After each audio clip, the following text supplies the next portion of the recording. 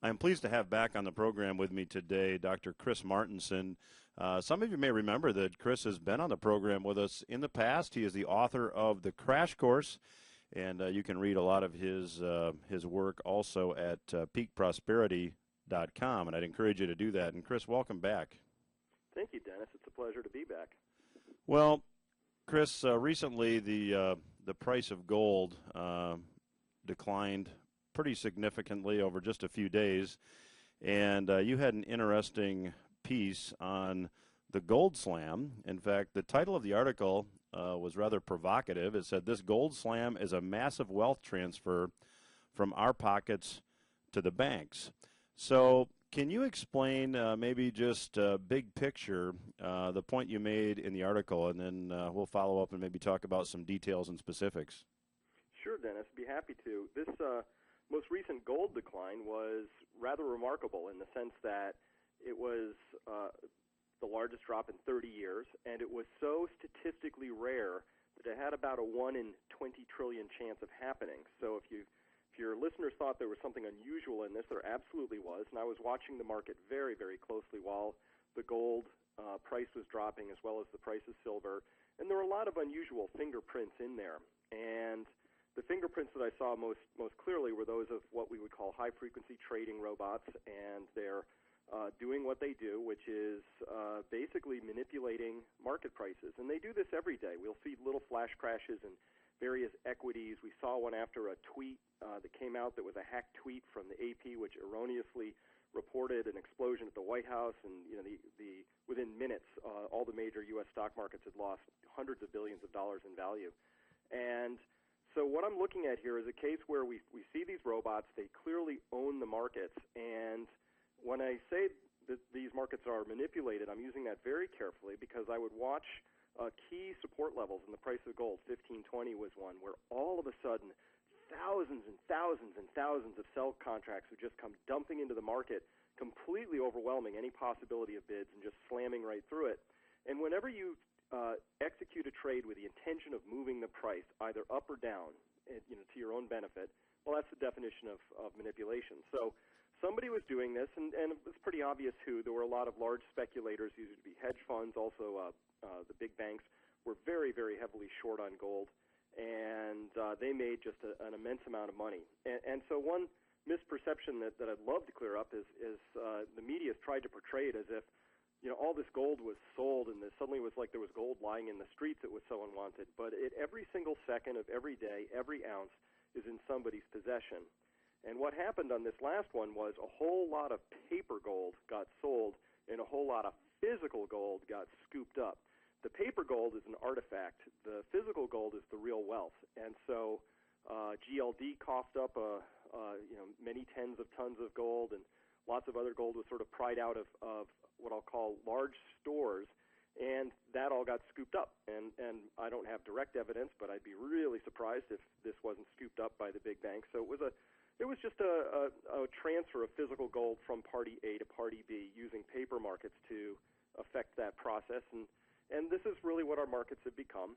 And it was really a rather shocking moment, not only because it happened, but because of what happened in the days afterward. This was amazing. Well, Chris, there was the rumor out there, and I'd like to hear your comments, that enough folks were wanting to exchange their paper gold, if you will, their right to claim gold for physical gold, and there just wasn't enough physical gold to meet those claims, so that this was something orchestrated by big bullion banks to be able to lessen the demand or lessen folks wanting to get a hold of the physical gold. Is that what the driving force behind this slam was?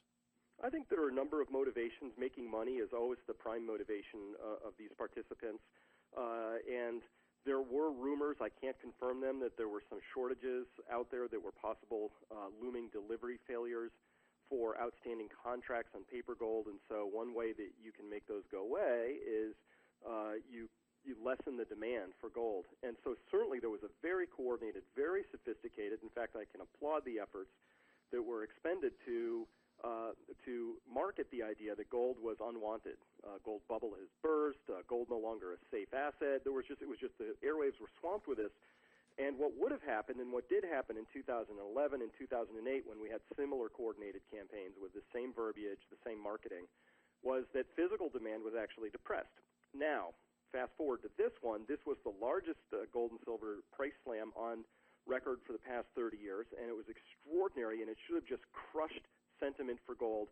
And what we found was that everywhere in the world, whether we're talking in Europe, Asia, particularly China, but we can talk about Japan, Singapore, Australia, and the U.S., people just absolutely flooded out and bought so much gold that there are now really, really tight supplies, even shortages of various products in certain areas. Hong Kong completely stripped of gold. United States, you cannot find small denomination silver of any form that will get you any sooner than 5 or 6 weeks from now.